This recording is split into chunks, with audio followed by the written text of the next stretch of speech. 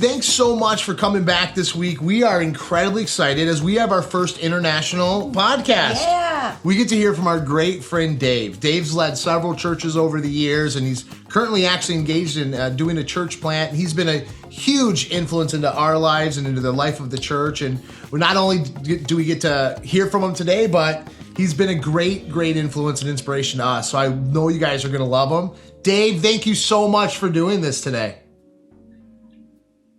Thank you so much for having me on the show. We are incredibly excited, Dave. You have your wife Karen, and if I remember correctly, you have 2 daughters, right? 2 girls, yeah, both grown up now. Wow, and one just got married. Yeah, last September the younger girl got married, so she's happily in a new life now with a new husband, and my older girl is a nurse over in Liverpool. That is amazing. I mean, any grandkids yet? No, not yet. No, they only got married in September, Karl. We thought, we'd sort of let nature take its course a year or 2. That makes sense. I don't know. Our son got married in October, and I was like, okay, we can wait a year. Yeah. But now I'm like, okay, I'm ready now. So, but they're not. So I'm like, let's hurry this up. So, We're not ready. We're okay as we are. Well, Dave, I want to thank you for doing this. I'm sure you've seen some of the podcasts, and really what we wanted to talk to you about is we just wanted to hear your testimony, your journey with Jesus, and just how you encountered him, came to know him, and what that kind of meant for you. So I thought we'd just open it up and just kind of let you share your journey. Well, I'm in my 50s now, Karl. That's quite a long story. Are you sure you're ready for this? Well, we'll cut you off if it goes too long. Okay. Well, my story, really, it starts with my mum and dad. My mum and dad both were from Glasgow in Scotland. My mum and dad were both brought up in non-Christian families, and both my parents got saved into the Salvation Army when they were in their teenage years. Wow. And so they started off in the Salvation Army, and then in the Salvation Army, I don't know if it's still the same, but in those days, certainly they didn't have water baptism. So the first thing that my dad saw in the scripture was they should be baptized in water. So they both got baptized. This is before they were married. This all happened separately. And then they got filled with the Holy Spirit. And at that point, they could no longer stay in the Salvation Army. So they were part of a Pentecostal church in Glasgow. And the guy that was leading the church had a signs and wonders ministry, real powerful sort of anointed guy. And some of your older listeners or viewers rather will sort of remember the great faith movements in the 1950s in America. One of the great evangelists was a guy called William Branham, and he'd have great signs and wonders ministry. So my mum and dad's pastor got saved through his ministry and had a very similar ministry in Glasgow. So I was brought up as a full gospel, full of life, Holy Spirit church. And then in the 90s, so my dad was a pastor himself. He went on to pastor a church through the 1970s, just in the south of Glasgow. And then in the mid to late 70s, he just began to have a revelation about the church beyond what he was in. So he started to see in scripture the need for apostles and prophets and, these wider ministries, and started to have a bigger vision of the church. And it was through that he then got in touch with some things that were happening down in England with some guys like Bryn Jones and Arthur Wallace and other, again, people you may not have heard of, but other sort of folk maybe in the church will have heard of. So my dad started getting involved in what was then called the house church movement that was taking place down in England and Wales. And we as a family left Scotland in 1980, became part of that. And then my journey since then, again, it's a long old story, really. I wasn't really walking with the Lord very much through my teenage years, but when I was about 18 years old, I had a really powerful encounter with the Lord at a meeting that took place in Bradford, and that encounter with God just changed everything for me. I really felt the Holy Spirit. I was a call of God in my life. So I think at that point, I realised that I needed to be discipled personally, and I ended up down in South Wales at a church in Swansea, and the pastor there was a great guy, a guy called Mike Nicholson, who you may know. Yeah. Mike now is with Hayes up in Ottawa. There, so Mike Nicholson was the guy that sort of discipled me, and it was during that period down in South Wales I got to know other people that you know, like David and Carol and Andrew and Angela. And so, yeah, I mean, that's the start of things really in a nutshell for you, in terms of my own sort of journey of faith. And then I went to Bible school. Karen and I got married. We met down in South Wales. We got married there. We went to Bible school, but I never actually wanted to be in ministry. Having observed my dad in that job for years, I really didn't want to do it. I became a police officer down in England. I stayed there, was in the police for about 7 years, and then after that point, I really felt that God was calling me out of that, and I needed to take a step out. So that point, that's come back to about 2003. I decided to leave the police and pursue what God had for my life at that time. Yeah. And at what point? So that at that point, what church? Where was the church that you were serving in?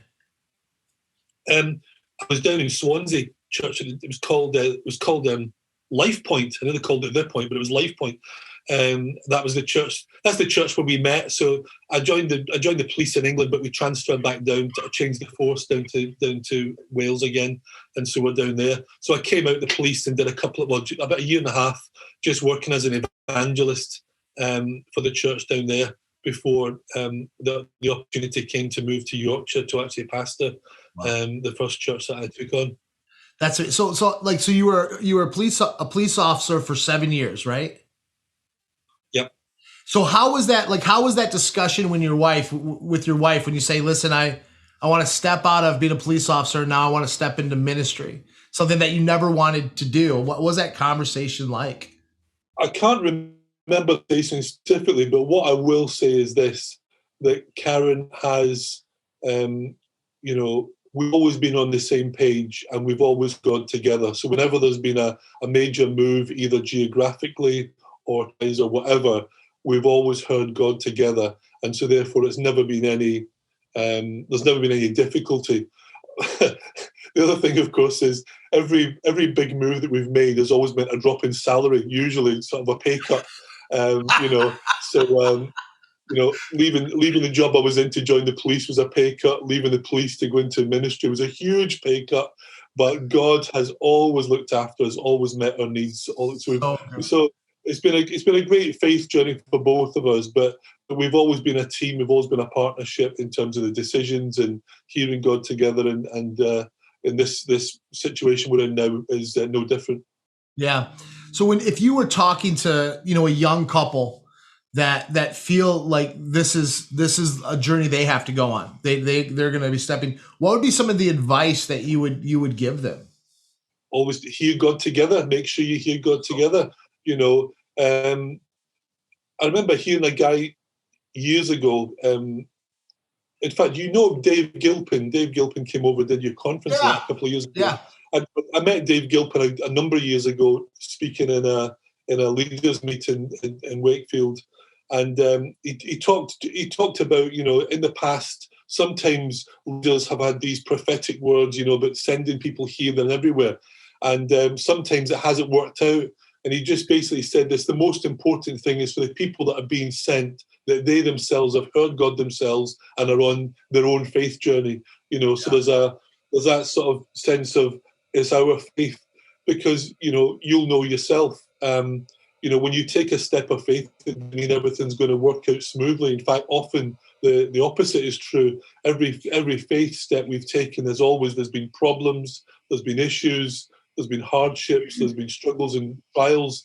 But if you've heard from God, you can stick it out. You know that you're going to be okay. So hearing God together is a big thing. Having a peace together in what you're going to do is huge. No, I agree. It's me and Mandy talk about that all the time. When we went to California, Mandy had heard from God a little while, probably a year before I had, that we were supposed to go to California and plant a church, and all the trials and all the challenges we had doing it. It was the fact that we had heard from God made us unwavering in our commitment to what God had called us to, and it allowed us to withstand some difficult times, like some very hard times, and in coming back to Michigan, I think I heard before Mandy did. And we were coming back to, and that is having this word from God, it is an essential piece. It is an essential piece. It is an essential piece. And so you and Karen have been in ministry now since 2007. No, since 2003. 2003.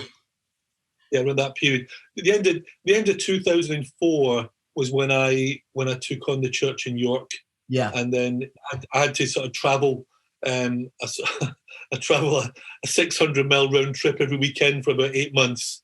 Wow. And before we actually moved house and actually moved up to Yorkshire to take on the church full time. So so it's been 17 years. Wow. I think I made my maths there.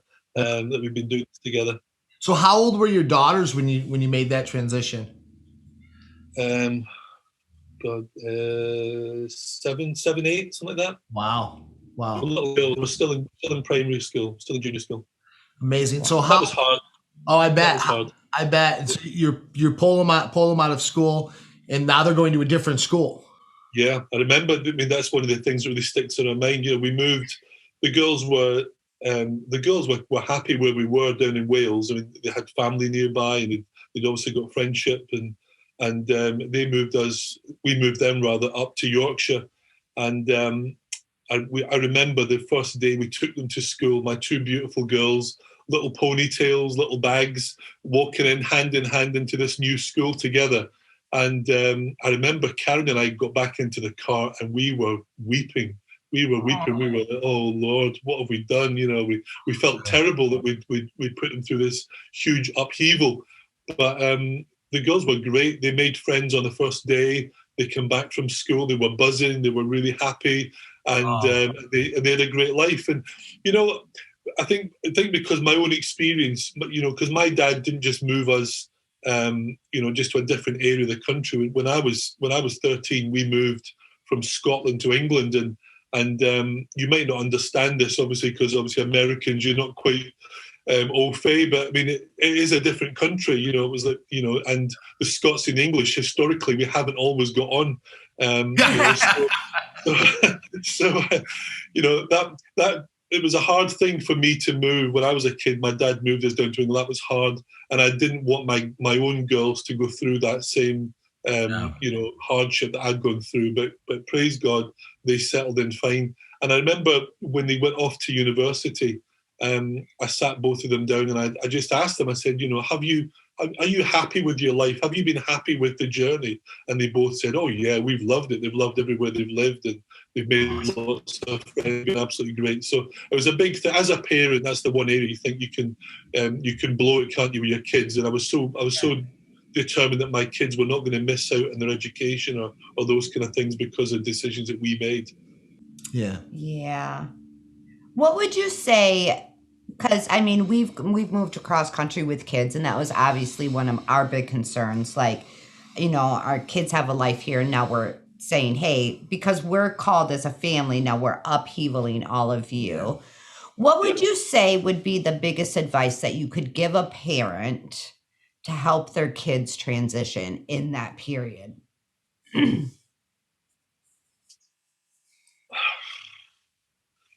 I don't know, Mandy, because I think looking back, we prayed and hoped for the best when that was kind of when we got there. But I think, you know, I think we were prepared. If it hadn't gone well, we were prepared to you know, to give them every extra support we could if the transition had been difficult. But in the eventuality, the girls were fine, and it was Karen and I that needed more help than they did. They transitioned better than we did, really. So yeah, they were good. I think it's true, isn't it? I think kids actually can be quite resilient, can't they? I think they can be used to change. I mean, because of my dad and my mum moving about so much because of ministry, and Karen and I, my other relatives, my grandparents and stuff, think we're like gypsies. We travel from place to place, So they think we're weird. So yeah, it's not for everybody, and I think you need that, don't you? I think especially with church planting, when you've got a passion for church planting, you've got to have some people that have a grace to go. Whereas you do need other people that have got a grace to stay as well. You've got to have people that are going to be in the church and are going to be the bedrock in the local church. But you're not going to make any progress unless you get some people that feel a call to go. We have to support those people that have got a call to go and do something different. I know that wasn't what you asked me originally. I just kind of veered off there with my own answer. Yeah. Help with somebody. I think it's such a true point in that. Mm-hmm. It's the same thing with leadership. Not everybody should be in leadership. Not everybody's called to do that. And there's, I think sometimes the mistake we can make as humans is we might be called to lead in the secular world. That doesn't mean you're called to lead in the church world.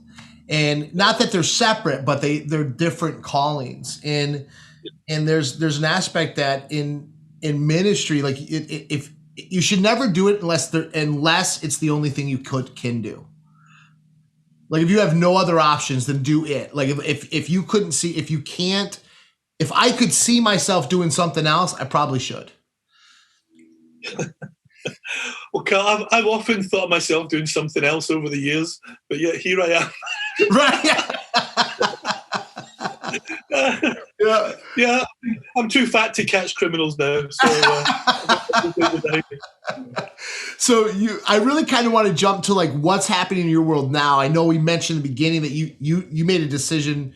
Well, was it right before the pandemic to kind of go back out and plant another church, and you were just kind of starting out, and then everything kind of got stopped with the pandemic. Can you talk a little bit about that process and just kind of where you're at today? Yeah, I think maybe this is something I won't say unique to me, but certainly in terms of how I work. In the two churches that I have led, the first couple of years of leading the church, there was a lot of things to sort out, a lot of change to come. I've been sent into two situations really where the churches were not doing well, were not growing, and needed a leadership to be established in the churches. And so in both situations, I went into those churches, and that really was the task, was to get a good foundation laid, to see some leaders, an eldership team emerge in the church, and just to get the thing going in the right direction. But to be honest with you, once that job was done, I won't say that I was bored, but certainly I couldn't see myself doing that forever. The thought of being in a church for 25, 30 years in my oak panelled office, and all that kind of, that was just not for me at all. For me, once I felt I'd done what I was meant to do, my eye was on, well, what's next, Lord? What's the next challenge for us? And I think we'd got to that stage in the church that we were leading in New Spring, where we got a good eldership team in the church, and the church was doing well. We got a building, a really nice old building that was built in 1887, and was sort of renovations underway. Things were going there, and I really felt, Lord, what's next? And so, just to give you an idea geographically, our church in New Spring, where we came from, is in a town on the edge of the city, if you like. So, if you think of Grand Rapids, maybe our church is like the Holland, and we're in the centre now. Sure. Wakefield itself as a city is a funny place, in the sense that it's very close to the big major industrial cities, Leeds and Sheffield. So where all the jobs are, all the infrastructure is, the universities are. Wakefield is probably the largest city in the UK that hasn't got a university. So it's a real blue-collar town. And I think because it's close to these other cities, they kind of suck in all the investment, and Wakefield's a little bit of a forgotten place.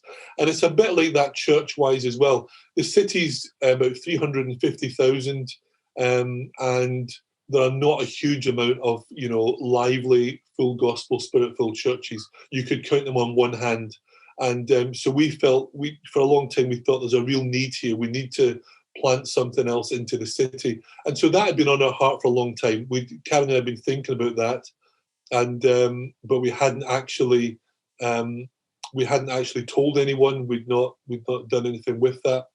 And then about 2018 maybe 2018, we were in a meeting, a big conference down in the Midlands with some New Frontiers churches. I don't know if you've heard of New Frontiers. They're quite a large network of churches, and we were down in with some friends down there, some church leaders that we knew, and during that meeting, they were taking an offering up for church planting, and they're planting churches not just in the UK, but into some really difficult places in Beirut, Egypt, a lot of Muslim countries, Eastern Europe, and because that's our passion, we sowed some money into that offering, not specifically thinking, well, we're expecting it's going to come back, but it did. Within 6 months,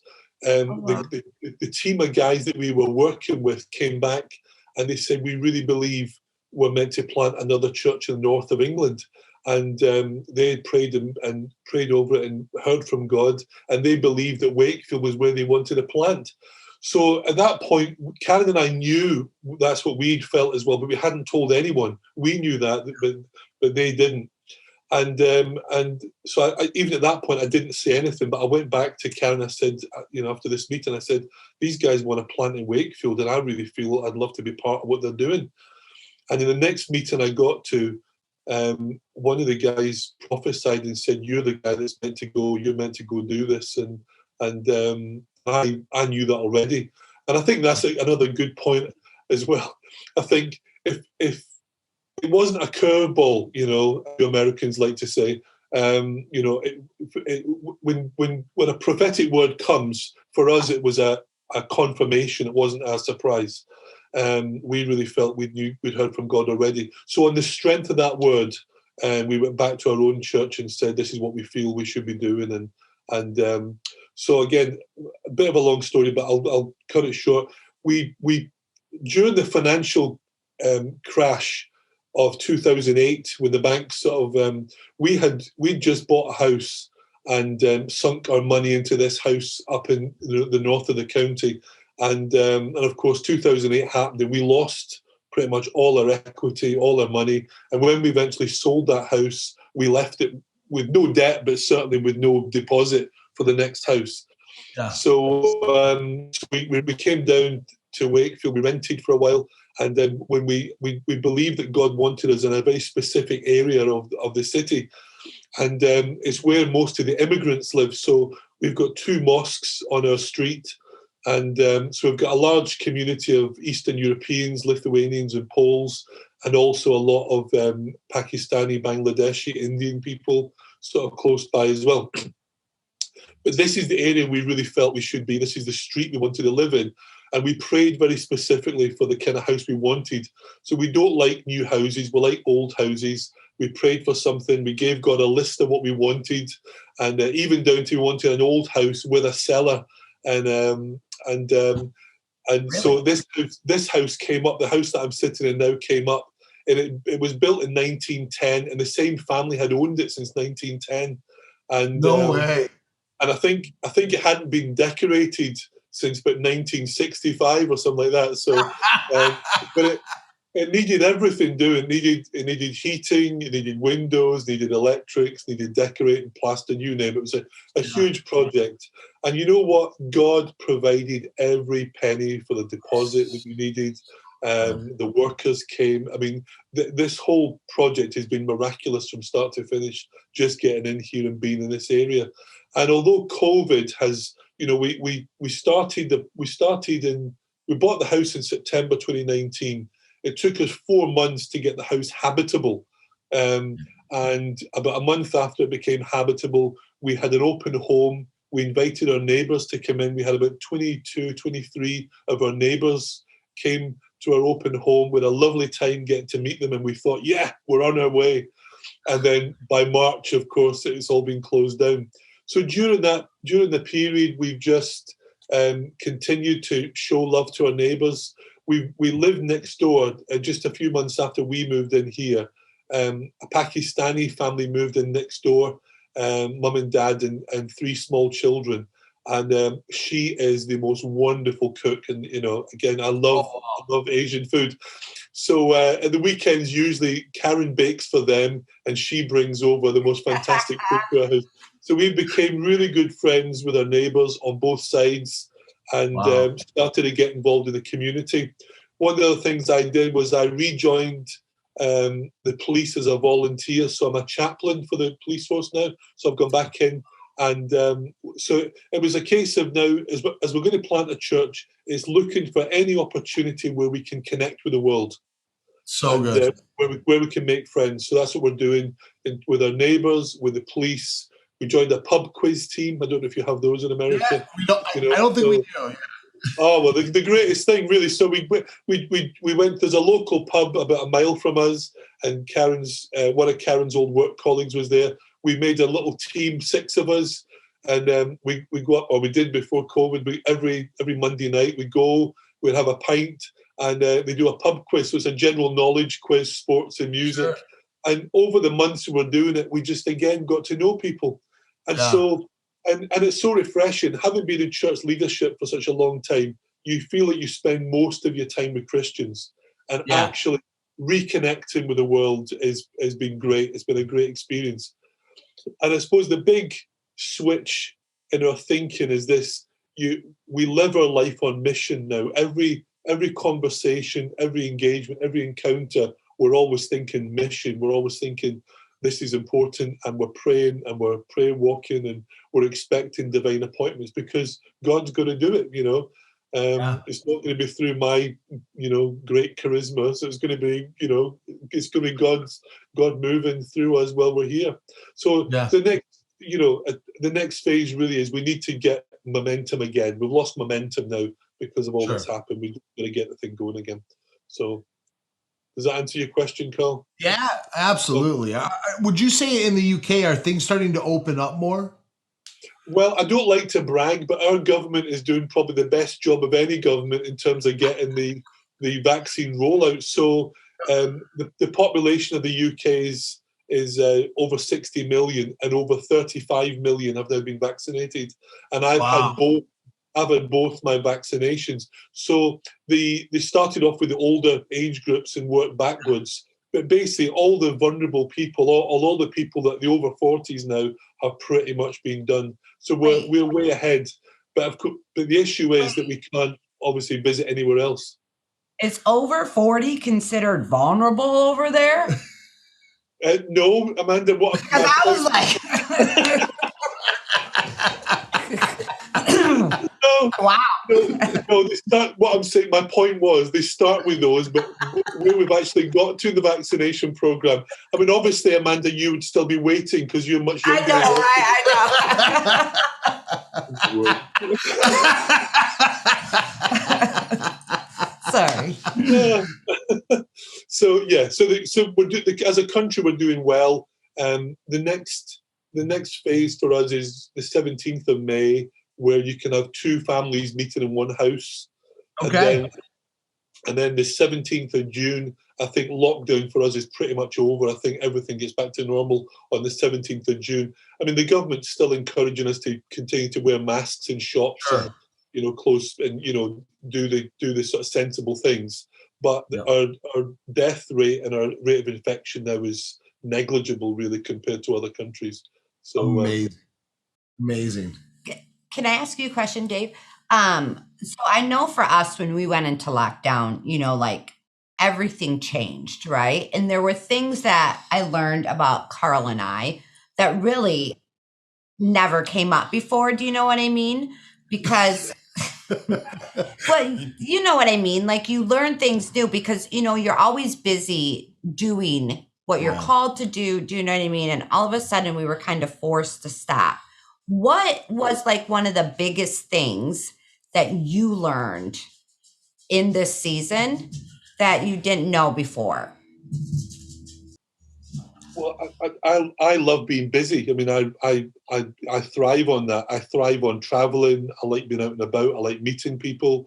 So the hardest thing really is just feeling as if you can't do that anymore. That's been the most difficult thing for me, in terms of, you know, I won't say finding ways to occupy myself. I can always do that really, but what I'd say is it's been like a little bit of a sabbatical. I've never had a sabbatical in all my time. Right.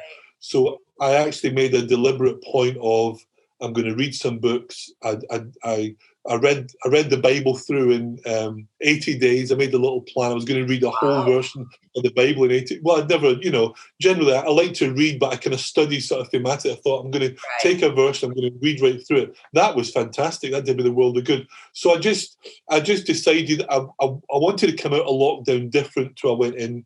I wanted to come out better. I wanted to deal with some stuff in my own life while I was here. But I suppose the good thing is that Karen's been working from home as well. So we've actually had lots of time together. Although she's got her office set up at the front of the house, and she works all day there. We've always had breakfast together, lunch together, dinner together, gone some walks. We've had a nice time. I can't complain really from that point of view. It's been great for us. In fact, when she goes back to work properly, I'm going to miss her because I'll be working my own. So. Well, thanks, Dave. Thanks, Dave. I keep asking Mandy, when's she going to be gone more? No, I'm kidding. we had a good time. When we went into lockdown for us, it was so interesting because it was kind of like everything like slowed down in most areas, but in some areas it really picked up in our world. And so it was very interesting to kind of, have to make this transition. But I think one of the things that encouraged me and Mandy so much during it is we heard so many testimonies of people coming to know Jesus in this season. Yeah. Right. And so many people that we've met and that we've encountered during the lockdown, they needed hope.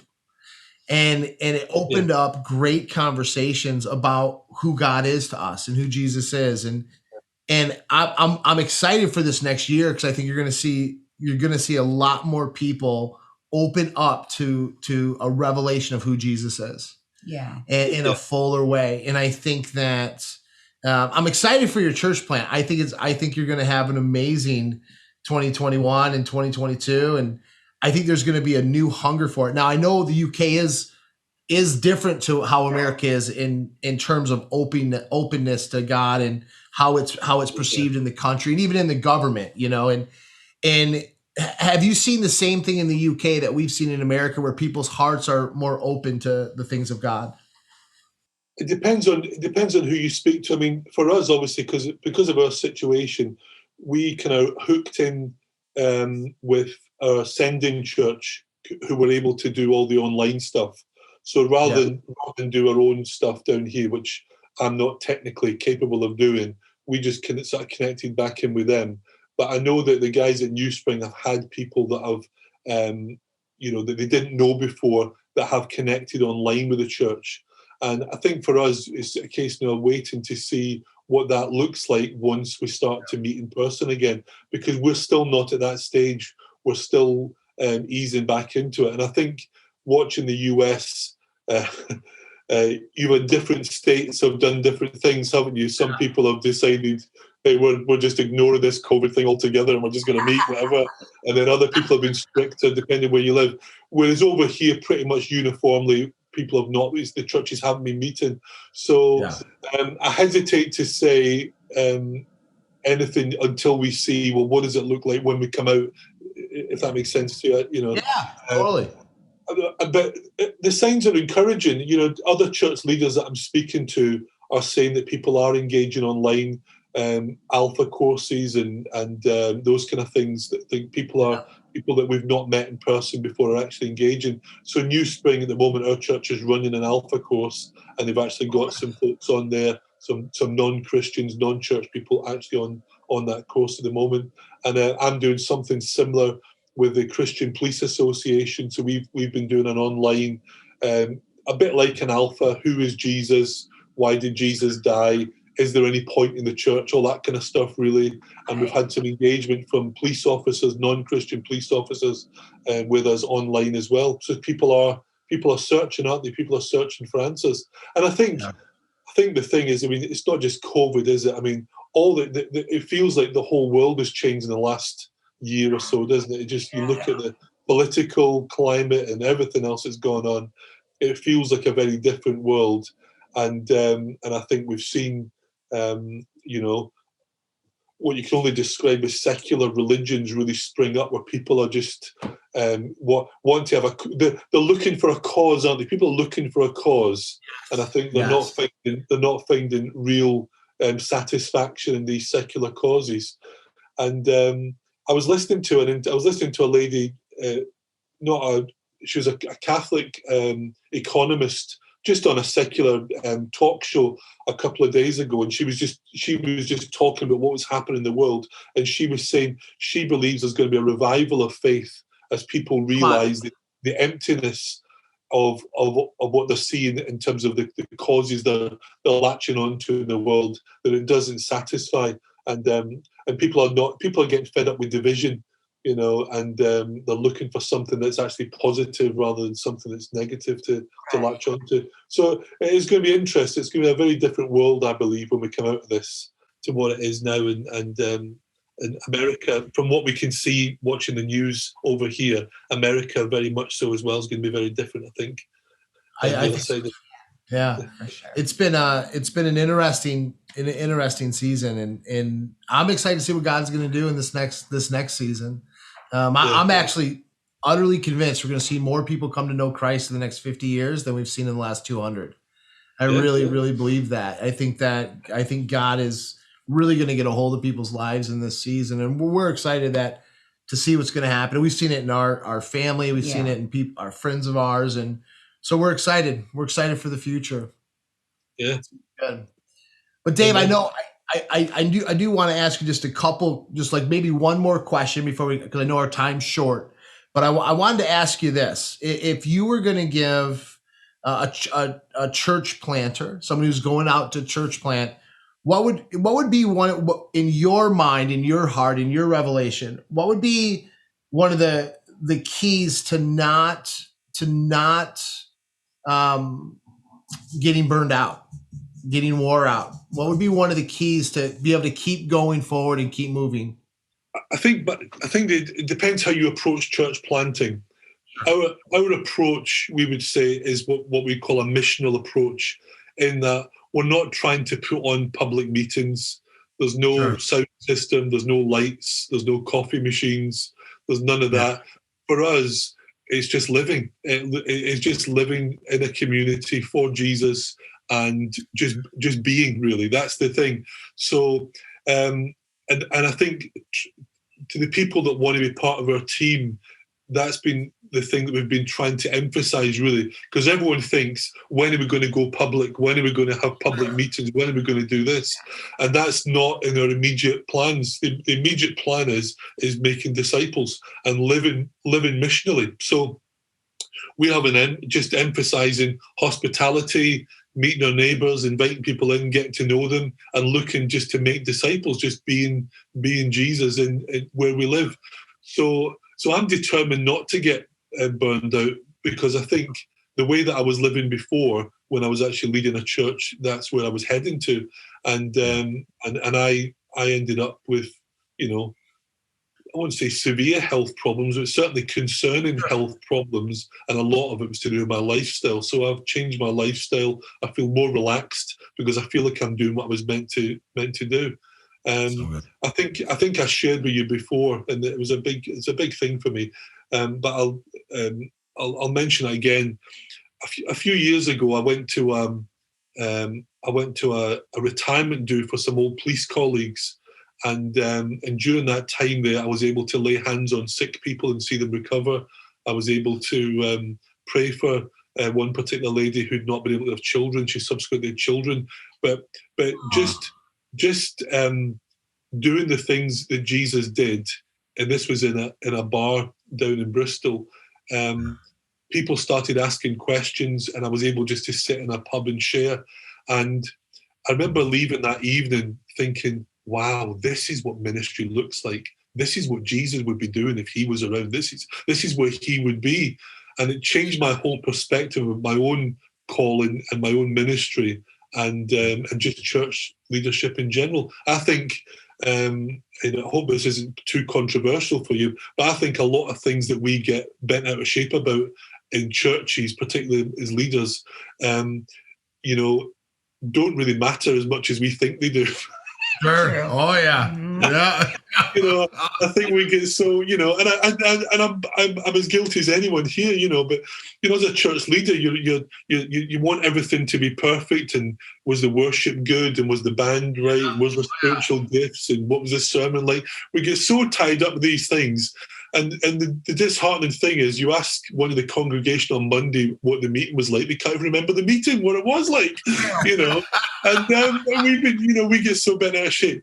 I think we need to, as leaders, I think, let's focus on what was Jesus doing? How would he spend his time? And it's not. Believe me, I'm for the church. Yes. I know there's some people are working on just making disciples in little groups, but we believe in the church. We believe in the gathered community. We believe in worshiping together. That's really, really important. But we're just not at that stage yet. So. Ask me the question again in a couple of years' time, and maybe I'll have a different answer for you. But at this moment in time, we just feel, well, we're just going to do what Jesus would do, just be here, love people, and wherever we can get an opportunity to pray for somebody, to lay hands on the sick and see God do something, we'll take the opportunity. Wherever there's an opportunity to show kindness, to be generous, to make a meal, or, to show hospitality, we'll do that and believe that's what the early church would do. And I think that's the thing, isn't it? All of us, we look at the book of Acts and we think, well, God, what were they doing that was so good? And a lot of it was just living every day and enjoying God and enjoying one another, wasn't it? So. But isn't it funny that we find that, like, the hospitality and the, having somebody in your house not as important, right, as leading worship or preach? Do you know what I mean? So we want to go for that. And I think, like, we have to have an understanding that it all works together, right? Because if you don't have the people in your home, you're not going to have anybody to listen to the worship. So I just love that part. Yeah. Hospitality is it's not just a gift, it's an injunction, isn't it? It's not I wouldn't say command, but be eager to show hospitality. It's a great thing. Have people in your home, and I love cooking, so I'm very happy with that. So I enjoy all that. Hey, I love eating. Manny loves cooking. It's a perfect pair. Well, Karen and I, the opposite. I do the cooking, she does the washing up. We've got the whole thing worked out. That's how we do it. Dave's a good cook. We want to go backwards, huh? Well, Dave, I just wanted to say thank you so much. This has been so fun for me and Amanda. We have so appreciated watching you over the years, getting to know you, being able to get time with you, and just love your testimony, love your story and your journey. And I can't wait I heard you commit a little while ago to doing this again in a couple of years. Yeah. We'll definitely take you up on that and get an update and see where you're at. But Dave, I just want to say how much we appreciate you and how grateful we are you took the time to just share your journey with us today. Well, thank you. Hopefully when we do it again, we'll do it in person. You got it. Yes. Amen. Absolutely. I just want, for you guys, I just miss you all in Grand Rapids. Those times that I was able to come over and visit and be with you and make friends was a great time for us as well. I mean, that was, we got so much from being with you guys as well. And of course, one of the great things, having grown up as a small boy, watching Power Rangers, to get to finally meet the great Chad Kinkle in person. Right? I had posters of him on my wall when I was a little guy growing up. Just things like that are great, So we're looking forward to when we can visit again. And of course, once restrictions are lifted, hopefully you can come and see us as well. We'd love to have you over here. Yes, that'd be great. That'd be so great. Can't wait, Dave. Dave, we love you. Thank you so much for doing this. Thank you, Dave.